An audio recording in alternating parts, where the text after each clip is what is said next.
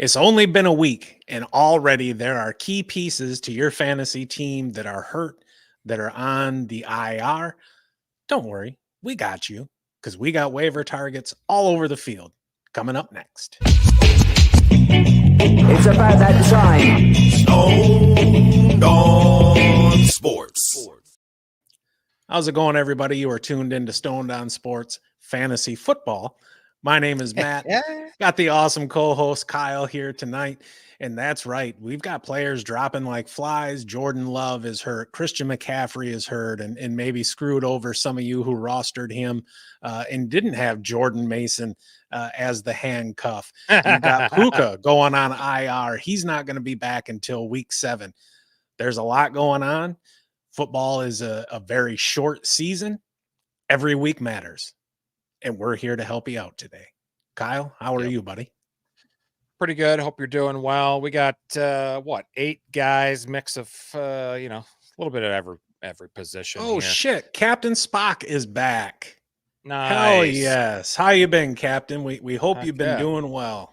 We're just missing Blue Yays, and we'd have the whole original gang of Spock, Dubo, and Blue Yays. So that'd be awesome. Thanks for stopping in. We're going to get her started. First guy is a wide receiver for the Cardinals. He accrued double-digit fantasy points in PPR this week. That's the type of production that makes a player worthy of a roster addition. Is Greg Dortch the torch someone to target this week, Matt? You know, he very well could be. Last week, he had 8 targets, 6 receptions for 47 yards, and he did have that target come his way there at the end of the game down by the goal line. He just couldn't haul it in. If he'd hauled that in, maybe it's a much, much different story. That 8 targets was a 25.8% share. It was the second most on the team behind McBride's 9 targets. 6 of those targets were catchable. 1 came in the end zone, and 3 of them came on third down. He worked primarily out of the slot near the line of scrimmage, which isn't a surprise to most people. He did most of his damage in the first half before the Bills defense really worked to take away the middle of the field and push the targets to the outside. It is important to keep in mind that half his targets came on their final drive. I don't know how much staying power he's going to have. I'm not expecting Marvin Harrison to just have 1 grab and 3 targets again. And we've also got Zay Jones out. So maybe he's an addition for, we'll call it the next 4 weeks. Kyler Murray is a pretty damn good quarterback. I don't know that he's going to support 3 consistent pass catchers, even though in theory he has the ability to do so. In the event it does happen, Dortch is likely going to be the 3rd option most weeks behind Marvin Harrison and Trey McBride, but still he's 6% owned in Yahoo leagues. It is encouraging that he was getting those third down targets as well. It shows a level of familiarity and trust that Kyler Murray has with him. I know there were some other options we were looking at too that were just, quite frankly, too highly owned to really make them a viable inclusion to this list. I'll be perfectly honest. I wasn't real high on Greg Dortch coming into the season. And look, that's on me. I can't predict the future. At the same time, if he's going to continue to garner this same amount of targets, if he can get 6, 7, 8 targets every week, that makes him, at least a flex play, maybe a wide receiver 3 play. And if he can find the end zone, you're going to get some profit off that. Yeah, I think in PPR leagues, he could be, a decent flex option. He's going to have a good floor, probably week in and week out. And, I think he's a good stash. I'd grab him. Maybe I wouldn't start him, but I'd keep him on the bench in case that level that he's been seeing so far in week 1, because the Cardinals, they should be better on offense. They're probably going to be dogs most weeks. I think that's a great recipe for plenty of passing snaps and production from those dropbacks. You know what? I think so too. This week was kind of interesting, and most of you have probably already heard this, but there were only 35 passing touchdowns by quarterbacks this week. And yet there's going to be some of you out there who just need somebody in there. And I think Sam Darnold is a very good option. What do you think, Kyle? Yeah, people forget this guy was a number two overall pick back in 2018. And yeah, if you lost Jordan Love, I think he's a decent replacement. One NFC North QB for another. And looking at all of his pass attempts on NFL Pro, he was not the guy that we have seen in the past. He was accurate. He was on time. He was 19 of 24. Completion rate was 79%. Was the third best in week one. And the first half alone, he completed 13 of 14 passes. He had the second best completion over expected, his CPOE at 12.7. Number one on the week was Baker Mayfield, another great waiver target, by the way. Darnold threw for 208 yards, 2 touchdowns, 1 pick, took a sack as well. And speaking of the sack, he did a nice job considering he was under QB pressure at the 5th highest rate in week one. He had the 5th best passer rating at 113.2. His expected points added per dropback were positive, barely at 0.09, but still there. Yards per attempt was 8.7. That was 7th best in week one. And he didn't take many deeper shots, 15 plus yards, just about 4 of them. The rest were, a lot of short passes and dumps. So his air yards per attempt were kind of middling at 7.7. But, when you got JJ, you got Aaron Jones, you got Addison, you let them do the hard work, right? Anthony Richardson air yards per attempt was number one in week one at 16 and a half yards. That's just astronomical, ludicrous, if you will. That guy can sling it. Not very accurate, but he can sling it. The important thing on the deep shots there, he only took 4 of them, but he took the deep shots looking at the film when it was safe to do so. I think Kevin O'Connell deserves a ton of credit for helping build Darnold back up. And, it wasn't the greatest performance, but he showed he can mostly mitigate mistakes and keep the ball moving down the field. I think he's probably only worth adding in 14-team leagues or deeper. We need to see him continue to deliver efficient results every week.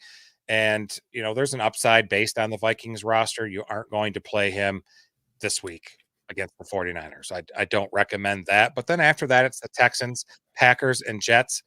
Those are all big tests for Darnold and pretty good defenses as well. On a side note, Baker has the Lions, Broncos, Eagles, Falcons. His path over the next few weeks, his schedule looks a little bit easier. So maybe you try and grab Baker instead, but Darnold's still a fine option. And that is a beautiful segue right there. It was cool to see Darnold. He completed like his first 12 passes or something like that. 13 or 14 in the first half. Yeah. So nice. We got Sway in the chat.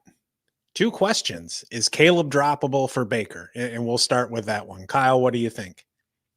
I think it's too early to see. Chicago has a plethora of weapons. Yeah, Tampa Bay does too, but I think the talent in Chicago's a little bit better. I'm a guy that, and Matt's similar too, we usually preach patience, right? It's your team. I can't tell you how to run it, but it's week one. Yeah, Caleb didn't look good. We'll talk a little bit later about how all the rookie QBs kind of struggled. And so I wouldn't right now. I'd kind of hold and wait and see. What's the second question? Possible return if he traded Ford and T. Higgins together. I mean, Ford's definitely got some appeal. He's the number one guy in that backfield right now until Chubb comes back, and then really who knows how great Chubb's going to be this year with recovering from that major knee injury last year. Geez. I'm not a huge fan of T. Higgins this year. I liked him last year. This year I don't as much. I don't know what you could be able to get for that. For that second question, I think now would be a good time to see if maybe you can get somebody like Josh Jacobs with Jordan Love being out and whatever the hell dickhead's name escapes me. Malik Willis starting there, which is just a threat to nothing. Maybe you get a panicking owner there. As for Baker and Caleb Williams, I would actually rather have Baker Mayfield. I think their weapons there are roughly equal. And look, a rookie quarterback, he didn't look amazing against Tennessee. And granted, their secondary is improved from last year, but I think Baker is going to give you a safer floor. And I'm always kind of leery of rookie quarterbacks. Caleb didn't even Sure. look that great in the preseason. No. So, yeah, It's tough. that's my thought there. Okay. So we don't agree. Wow. So not mostly the same podcast. I love it. Yes. Hey, look at that. Kelsey joined us for the first time, too. Welcome, Kels. Yep. She's got Burrow and Herbert. And Captain makes Little a good point here. Mayfield looking good with Godwin back in the slot. Yeah, he was like 30% in the slot last year. He's needs to get back up to that 70% mark, which is pretty much where he was the years before that. So I agree. He looked good. I drafted him in a couple leagues this year. So let's see. We got a running back. Tank Bigsby led the Jaguars in rushing in week 1, logging 73 yards on 12 carries for an impressive 6.1 yards per carry. He at a minimum is a necessary handcuff. Should managers look to add him this week? I think so. I know people were looking to him last season to have more of a role than he did. And we have heard constantly out of Jacksonville that they want to take some off of Etienne's plate. I honestly think he looked better running the ball on Sunday than Etienne did. He was hitting the hole hard and exploding through the hole. He didn't see a target, which perfectly fine. But he finished 12 carries, 73 yards, 6.1 yards per carry. He was the RB 34 in PPR. And on the surface, that doesn't sound like, the greatest finish, but at the same time, nobody was expecting a damn thing from him. 51 of his yards came after contact. He forced 4 missed tackles. He had 2 runs of 10 yards or more. And really, in the first half, he didn't really do a whole hell of a lot. He had just four carries in the first half. He saw more involvement in the second half. I want to say it's maybe a little discouraging that half his carries went for 2 or fewer yards. But at the same time, not every carry is going to be a 6-7 yard run. I'm not ready to say that ETN is losing his job or losing his grip on the lead back role. But if Tank can continue to play the way that he is definitely going to carve out a role for himself. I don't think he has any standalone value at the moment. But again, if things keep trending this way, I think he will end up with some standalone value. I don't really have a whole lot of confidence in that coaching staff down there, and either Doug Peterson or Press Taylor, their offensive coordinator. I think Peterson is just kind of coasting on the success that he had when he was in Philly. And even that Super Bowl was just whatever. We're not going to rehash shit from 7-8 years ago. It is what it is. And just as long as I go the rest of my life without hearing the phrase Philly special, I'll be happy. Look, Bigsby is a talented running back. He showed us shit last year, just absolutely nothing. But look, development is not a linear process either. So, if you're looking for somebody to pick up and stash and hold to see, maybe for just a couple weeks and see how things develop, I think he's a fantastic candidate. I think if you're picking him up and expecting to start him right away, you're going to be very disappointed. Yeah, and the Jags staff there talked all offseason about lessening the load there for Etienne. The guy was 3rd in the NFL with 325 touches last year, so it's understandable that they would want to lessen the load there. But if you're an Etienne owner, myself included, there's a little reason for concern there. I mean, he was a top 24 selection because of that volume. And if you got Bigsby taking 35% of the volume we saw from last season, that's 114 more touches for Bigsby and 114 less for Etienne. So it's tough. Like Matt said, grab him, stash him if you can, if you're able to, and see how that all shakes out. But I expect him to continue seeing him get regular touches to keep Etienne fresh all year. I think so too. And you know that the Giants are a damn mess. They really, really are. And look, that front office absolutely screwed the pooch by giving Daniel Jones that contract. And now they're just kind of stuck with it, at least for the rest of this year. But there's some talent there. Wan'Dale Yeah. Robinson, he's dealt with some injuries and now he's back fully healthy. And he's somebody who's even flashed last year of what he can do. I don't necessarily know that Daniel Jones is the kind of quarterback that is going to elevate his receivers, but now with Wan'Dale Robinson and Malik Neighbors there, maybe there's some receivers who can elevate the play of their quarterback. Yeah. I think, Robinson might not be the sexiest ad, right? But as we always say, volume is king in fantasy. He had a target share, monstrous, 28.5% target share. He saw 12 of them, and he was tied for the second most targets in the league in week one.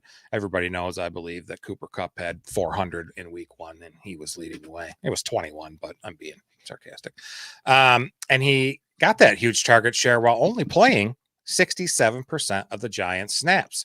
Pretty crazy. He played 86% of those snaps in the slot. When he was on the field, Daniel Jones was looking for him immediately. Look, NFL Pro is awesome, by the way, guys. Quick insert. Check that out on NFL Premium Plus. We're not getting paid for this, but it is awesome. Able to pull up so much film so quickly. And look at that. All right, sorry, I was plugging NFL Pro. It's just amazing that it came out this year. So it was a lot of short passing.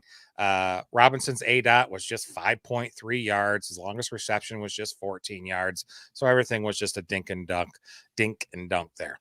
Unfortunately, he didn't really do anything with those catches. It's averaged 1.7 yards of yak per reception. He was PPR wide receiver 28 in week one with 11.8 points. He had the 6 receptions on the 12 targets for 44 yards. Out of 61 wide receivers who saw at least 4 targets, he had the 16th best PFF receiving grade in week one. Now, Malik Neighbors, he's the number 1 receiver there, but it appears that Wan'Dale is the clear number 2 and should be able to maintain PPR value this season because of his ability to command targets as a check down option for Daniel Jones. I mean, he panics way too early and just looks to him immediately. And, he's the number 2. He's clear edge over who the fuck else? Slayton and Jalen Hyatt. Those two combined for less than half the targets that Robinson saw. That could definitely change, sure, as the season goes on. But I think he's worth adding in 12-team PPR leagues only. Listen, you're going to get hit with injuries. It's already happened. Players are going to underperform. There'll come a time when 10 points in your wide receiver 3 or your flex is perfectly fine. And Robinson can do that. He's got some games.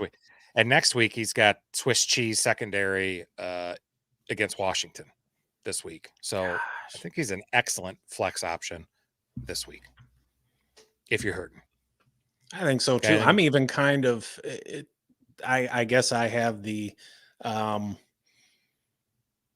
unfortunate pleasure of having Devin Singletary, but I'm running his ass out there with confidence against that Washington defense. And I think as the season goes on, we're going to find that Washington, Carolina, these are going to be teams that we're targeting frequently. Yeah, definitely. This next guy, he's probably the top waiver target of the week, Isiah Likely. He put up a monster effort there in week one against the Chiefs. Matt, can both him and Mark Andrews have fantasy success in the same offense? I think so. A lot of it is going to come down to usage. But you can't deny, dude absolutely went off. He had 12 targets, tied for second most in the league among all pass catchers. 9 receptions, second most. 111 yards, seventh most. 72 yards after the catch, fifth most. And 4.6 yards per route run, fifth most. And dude only ran 24 routes total. He was targeted on half of them and ended up with a 30% target share for the game. And he was targeted 7 times in the fourth quarter. However, he was still out-snapped by Mark Andrews, right? And really he was. He was, and they were used differently. Andrews was more in line. whereas Likely was more playing that big slot role, and we love big slot here on this show. His speed almost makes him feel more like a wide receiver than a tight end. Like, the dude is an athletic freak. And, I remember we were talking in the preseason, and I mentioned something to the effect of, Mark Andrews is the only tight end that has a handcuff with Isiah Likely.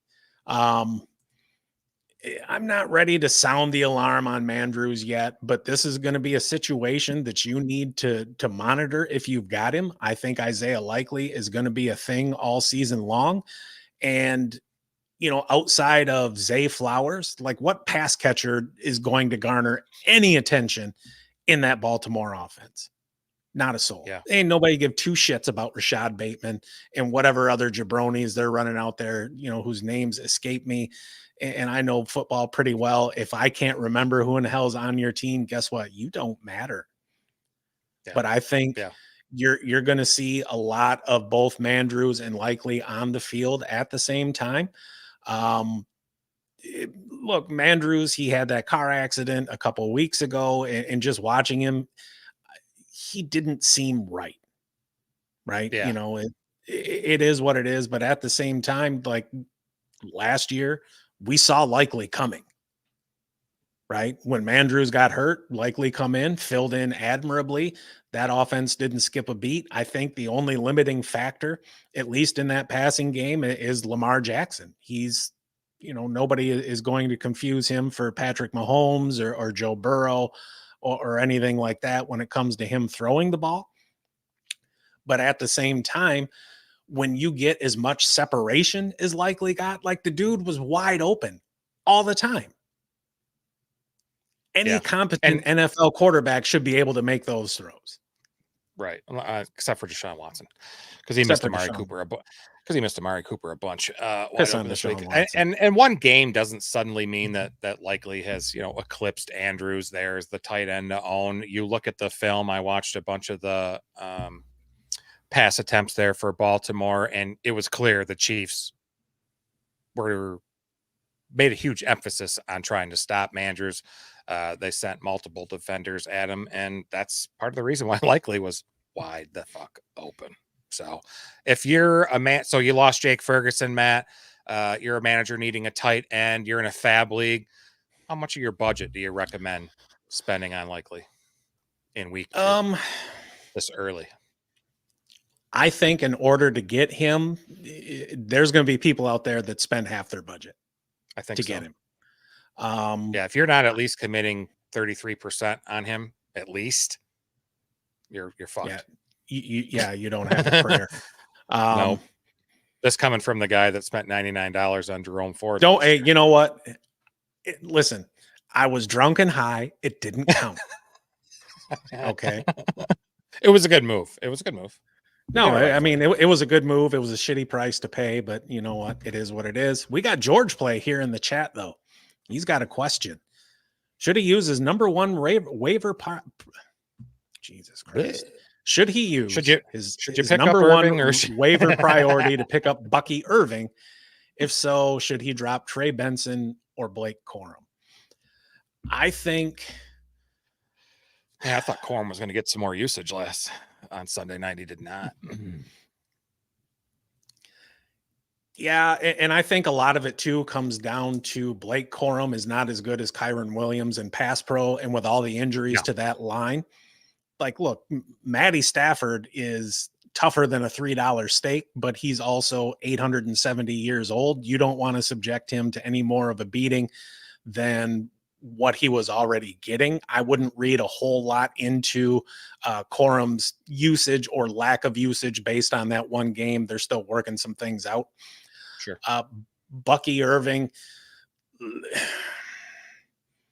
he looked better running the ball than Rachaad White. I mean, White ran like 15 times for 31 yards, right? But we knew that last year. He was a product of volume and nothing more, just because there was nobody else.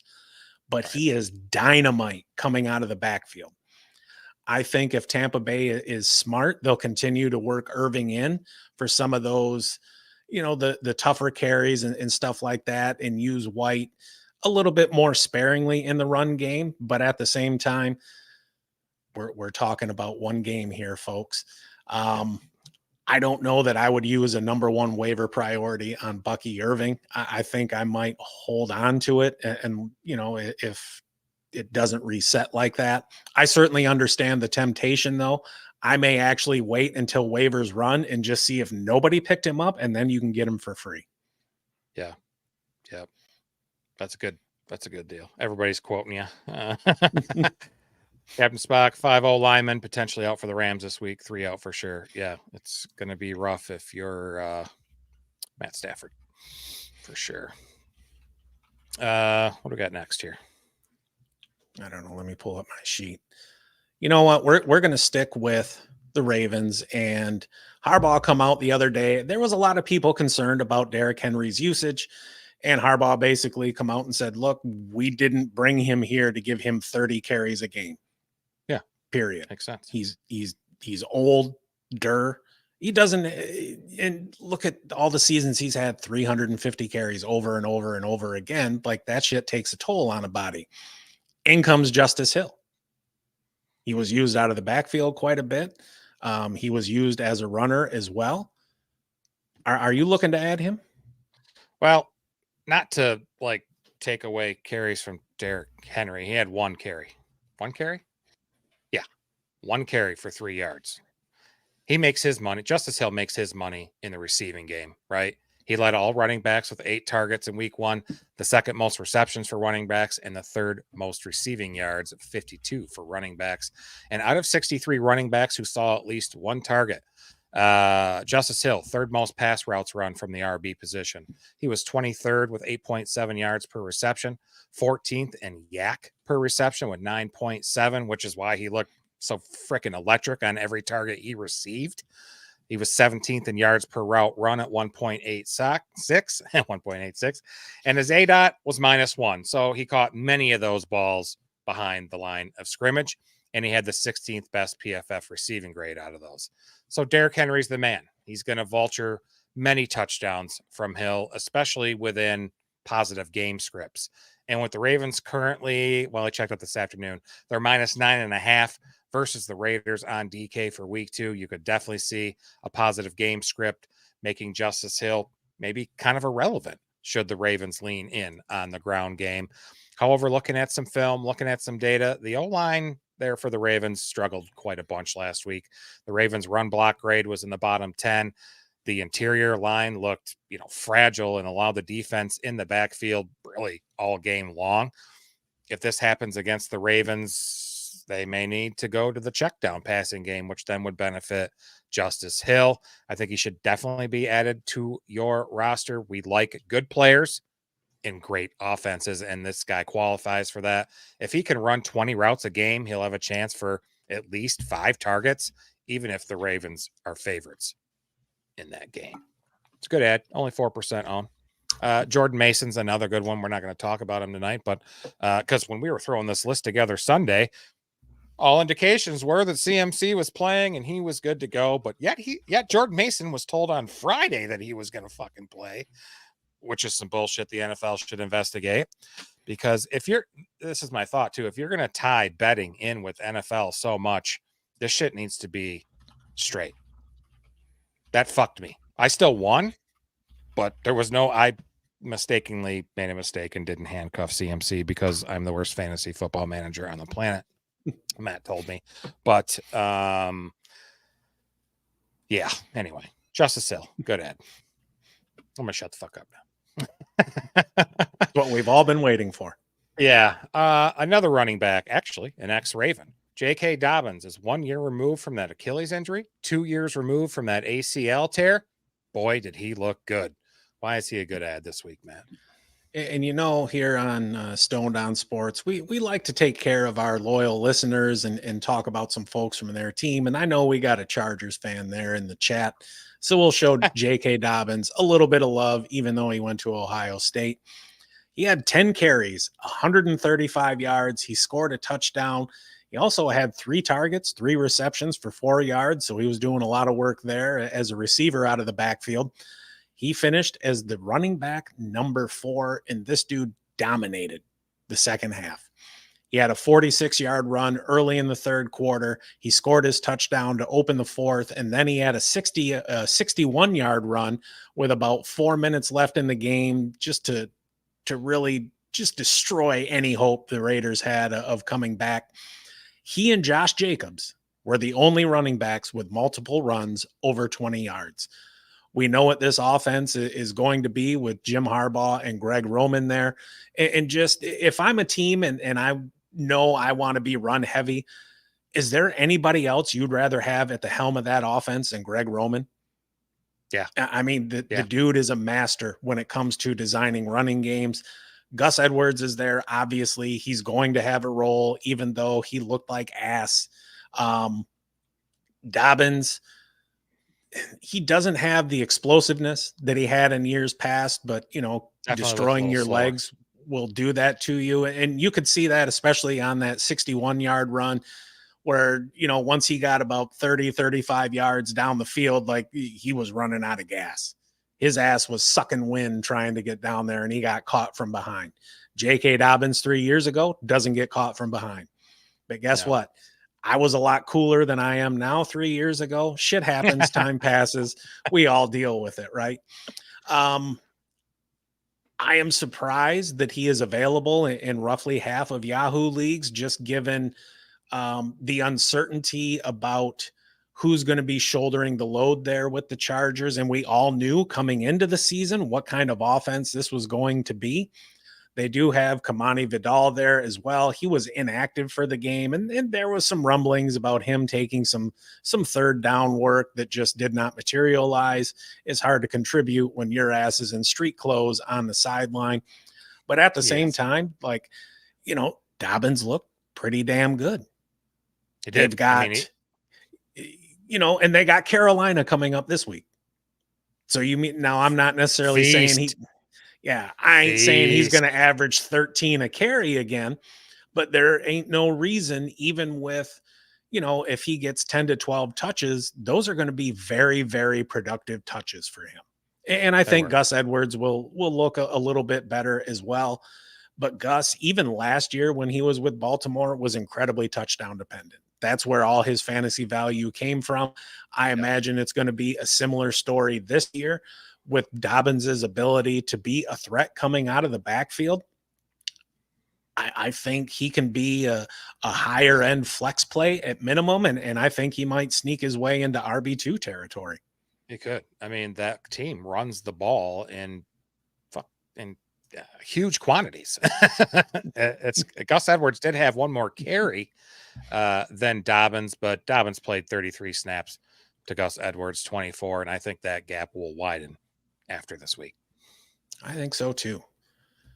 Puka Nakua's ass isn't going to be back until week 7. And that vacates an absolute shit ton of targets. And it's looking like Demarcus Robinson is going to be next man up. How eager are you to add him to your team? I don't personally need him, but it could be a good option. I mean, the offensive line there, that kind of scares me with their issues, but he didn't really have a super productive 23, but he played pretty well down the stretch last year. He's never caught below 20 balls, but he's never caught over 50 either. And he's only averages he's never hit more than 4 touchdowns in a year. None of those numbers are a real great fantasy option, but the next few weeks could be different for him. He was number 51 in half PPR on Yahoo. I think that will definitely change with Puka on the shelf. He had 7 targets, 4 receptions for 43 yards. He didn't offer much in yak, just 2 yards of yak per reception, and his yards per route were low. They were under a yard. He did line up wide 61% of the time. I think that will, he's probably going to take over that Puka role. That's where he lined it up. And you got Kupp there. He's the alpha, right?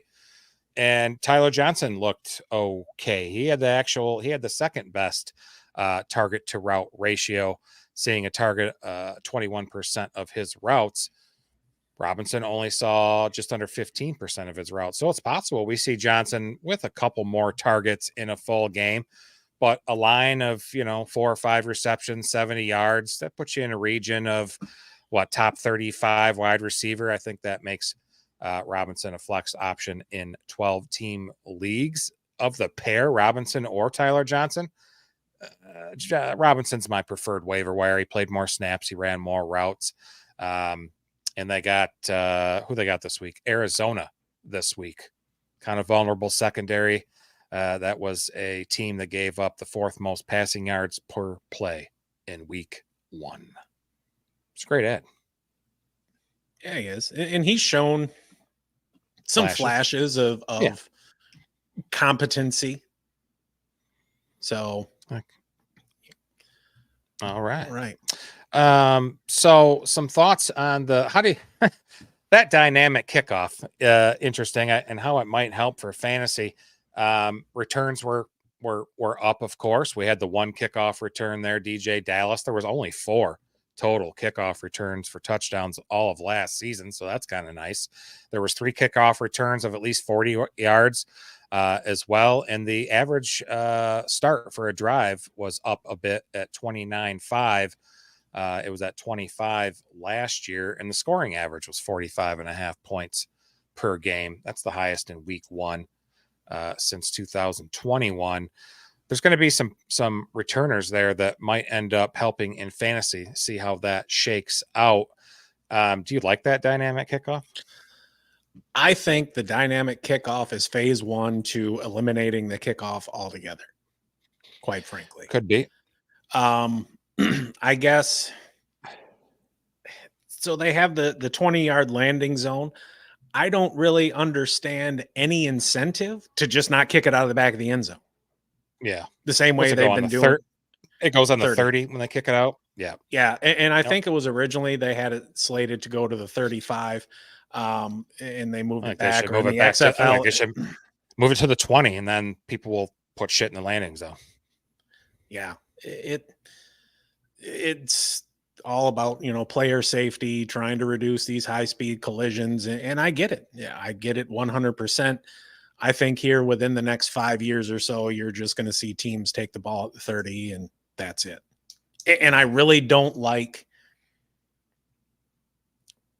how you have to announce an onside kick beforehand, and you can only use it in these certain scenarios. Yeah, and fourth quarter, I'm not fourth quarter only, trailing. Yeah, right. You got to be losing, and maybe this is just me being an old man yelling at the clouds, but I don't know.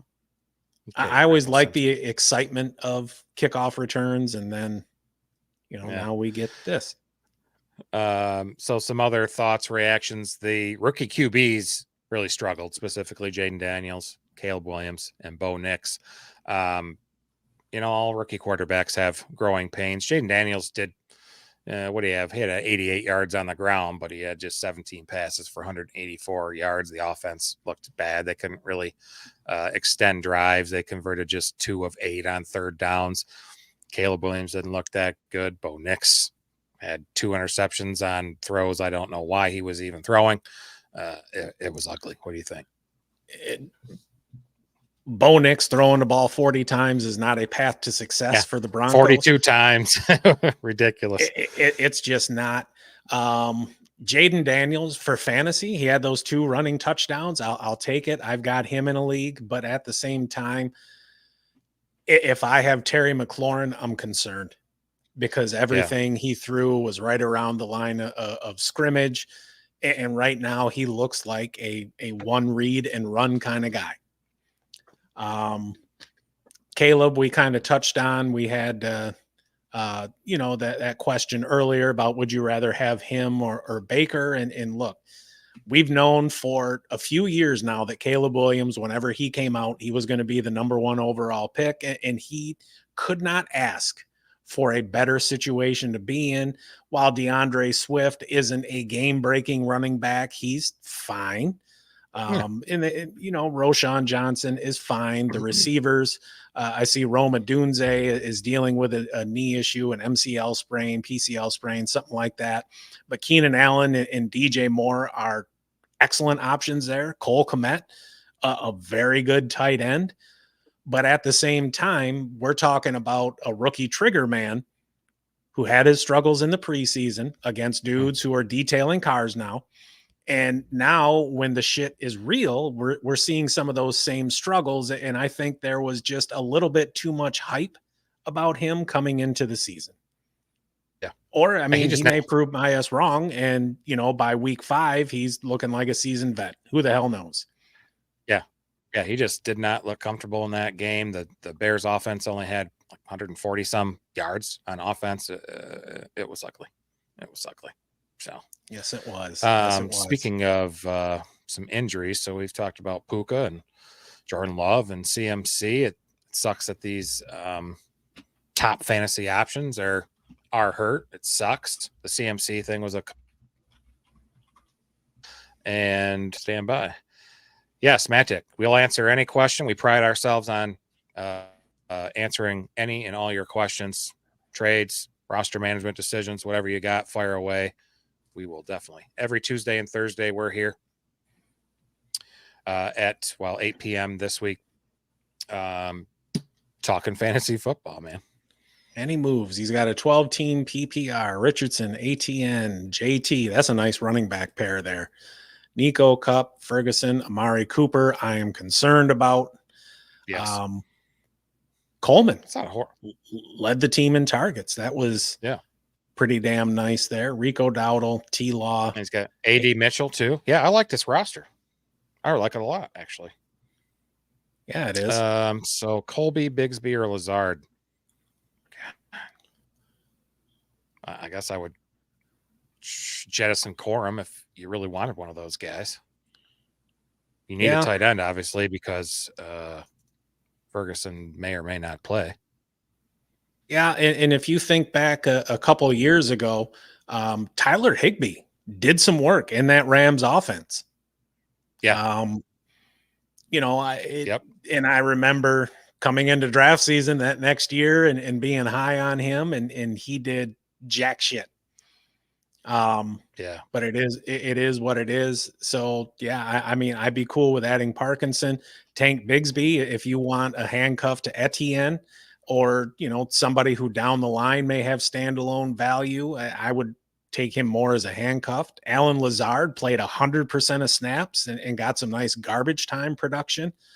I think for now, just go ahead. No, once Mike Williams comes back and you've got Brees who's going to take targets, you've got Garrett Wilson who was a bona fide alpha there. So there's not going to be a whole hell of a lot for Lazard. I think as the season goes on, I think right now the biggest need is going to be at tight end because we don't know what's going on with Ferguson. And I think Colby Parkinson is a pretty damn good backup option to have. Yep. Or Isiah Likely. Or yeah, he is good. Heck yeah. But no, you got a nice squad there, man. Congratulations. Yeah, that is good stuff, man. If you haven't already, we really appreciate it. If you like what we're doing here, like the show, drop a sub. We're here all the time, even on Sunday mornings at noon to help with those last minute lineup decisions. Yep. That's my favorite show. Completely unscripted, fun, good stuff. You want to talk about the Lions for a second before we get out of here and how amazing that was? Of course I want to talk about the Lions. What the hell kind of question is that? I absolutely love. My favorite part of that game was overtime when the offensive line just took control of that manhandled game. Guys. They did. I watched all those snaps over again a few times actually, and it was, it's week 1. These guys hadn't played in the preseason. They're probably gassed, but that offensive line did not look like they were. They just totally took over. Yeah, credit to David Montgomery too. He's an amazing running back. But the holes created were amazing, and those guys just pushed the Rams D line all over. They looked tired in overtime. And how about Jamison Williams? Finally, after only having roughly about a season's worth of on-field experience, he's essentially coming into his second year, even though it's his third year in the league, and that is what he provides. And you and I were on the horn the other day talking about this. what he provides in terms of his speed and his ability to take the top off the defense, Detroit now has a fully, and your screen is froze, and that is like just the biggest resting bitch face look I've ever seen in my life. Nice. They now have a fully complete offense. They have that They do. dynamic down the field threat. They've got the awesome tight end. They've got ARSB work in the middle of the field. If there's a better running back duo in the league, I don't know who in the hell they are. Jared Goff is a damn good quarterback, and the defense is improving. Yeah, it is. And they got a hell of a coaching staff. Say what you want about Dan Campbell and his game management skills, and he goes for it too much, but you're starting to see more and more coaches go for it on fourth down. He's had this effect. I saw it a bunch of times on Sunday on Red Zone. Teams going for it on fourth in, non-traditional, what's the word I'm looking for? Situations. Thank you. Yeah. I can talk. Except for the Raiders. They're at the end of that game. They punted preceding J.K. Dobbins' long run on like 4th and 1. Like, what the hell are you doing? That's coaching scared. Balls to the wall, dude. Look, at the end of the day, as a coach, it's either going to work or it won't. And we're going to find out soon enough what the answer to that is. And so far, more often than not, for MCDC, that shit works. Yeah, he's good. And he's got buku confidence in his team, and rightly so. They're damn good. There's talent all over. I love it. I'm ready for Tampa Bay already on Sunday, playing 2 playoff teams from last year, Rams and Bucks. First off, we went down to the Bucks in the regular season and won down there. And if you remember, the running game could not freaking get going, and Goff in the outdoors took over. It was nice to see. But they're at home again this week on Sunday. Expect big things from them again. All right. Absolutely. It's late. People probably want to watch the debates or something for some reason. So we'll get the hell out of here. Everybody have a good night. Give us a like and subscribe. We will be back Thursday at 8 p.m. Eastern to preview week 2 of the NFL. We'll go over several starts and sits and talk about some games. It'll be fun. Stay stoned, everyone. Have a good night. See you.